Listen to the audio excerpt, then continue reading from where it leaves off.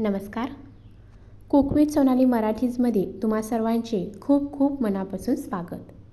तर आज आपण बनवणार आहोत साध्या सोप्या पद्धतीने सर्व आजारावर बहुगुणी असं सूप. थकवा असेल किंवा अंगदुखी असेल, हाडं दुखत असतील तर तुम्ही जर हे 1 वाटी सूप पिलात तर तुमचं दुखणं कुठच्या कुठे पळून जाईल. इतकं बहुगुणी असं हे सूप आहे. करायला अगदी सोपं आहे.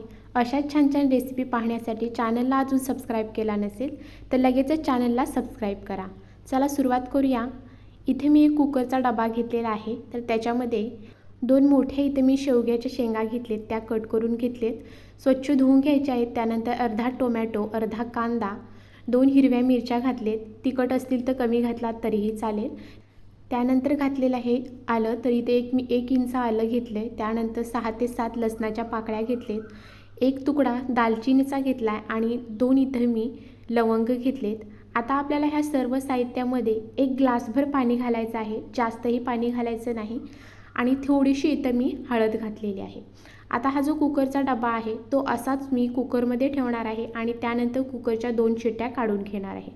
तुम्ही हे कढईमध्ये पण शिजवून घेऊ शकता. कढईमध्ये हे सर्व साहित्य घालून त्याच्यामध्ये पाणी घालून 10 मिनटं ते आपल्याला शिजवून घ्यायचं आहे.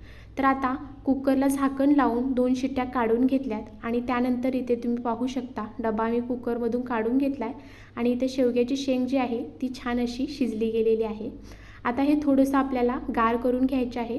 पण त्या अगोदर आपण जो खडा मसाला घातला होता जो की दालचिनी आणि लवंग, तर ती आपल्याला बाजूला काढून घ्यायची आहे आणि त्यानंतर हे सर्व साहित्य गार करून घ्यायचं आहे. आता इथे सर्व साहित्य गार झालेलं आहे. एका मिक्सरच्या भांड्यामध्ये हे सर्व साहित्य काढून घेऊया. आता हे सर्व साहित्य शिजवते वेळी जर तुम्ही पाणी थोडंसं जास्त वापरलं असेल तर थोडंसं पाणी बाजूला काढून नंतर ते साहित्य मिक्सरमधून फिरवून घ्यायचं आहे. आता मी मगाशी इथं कोथिंबीर वापरली नव्हती तर त्याच्यासाठी कोथिंबीर घातली आणि आता हे सर्व मिश्रण छान असं मिक्सरला बारीक करून घेतलं आहे. आता ज्या कढईमध्ये मी सूप बनवणार आहे त्याच्यावरतीच एक चाळण ठेवलेली आहे आणि आता हे मिक्सरमध्ये बारीक करून घेतलेलं जे मिश्रण आहे ते ह्या चाळणीवरती घालून आपल्याला सर्व व्यवस्थित गाळून घ्यायचं आहे. तर 2 बॅचमध्ये वाटून मी हे सर्व साहित्य व्यवस्थित असं गाळून घेतलेलं आहे. बघा छान असं जाडसर मिश्रण तयार झालं आहे. पण याच्यामध्ये मला थोडंसं पाणी ॲड करायचं आहे. तर त्यानंतर इथे मी पाव चमचा एवढं जिरेपूड घातले आणि पाव चमचा एवढी काळी मिरी पावडर घातले. त्यानंतर चवीनुसार मीठ घालायचं आहे आणि हे सर्व व्यवस्थित एकदा मिक्स करून घ्यायचं आहे. आता हे सर्व व्यवस्थित मिक्स झाल्यानंतर इथे मी अर्धा चमचा घरगुती तूप घातलेला आहे. तुम्हाला जर तूप वापरायचं नसेल तर तुम्ही स्किप केलात तरीही चालेल. आता ही असेच कढई आपल्याला गॅसवरती ठेवायची आहे आणि त्यानंतर आपल्याला छान अशी एक उकळी काढून घ्यायची आहे. तर इथे तुम्ही पाहू शकता हलकीशी उकळी यायला सुरुवात झालेली आहे आणि उकळी यायला सुरुवात झाल्यानंतर खळखळून एक 2 ते 3 मिनटं आपण हे सूप जे आहे ते उकळवून घेणार आहोत. तर इथे मी 2 ते 3 मिनटं छान असं हे सूप जे आहे ते उकळवून घेतलेलं आहे आणि इथं आपलं बहुगुणी सूप असं जे आहे ते तयार झालेलं आहे. पहा दिसायला जितकं सुंदर दिसतंय तितकं चवीला अप्रतिम लागतं. तुम्ही जर हे सूप बनवला आणि फक्त वाटीभर सूप जरी तुम्ही यातलं पिला तर तुमचा थकवा, अंगदुखी हे सर्व आजार कुठच्या कुठे पळून जातील.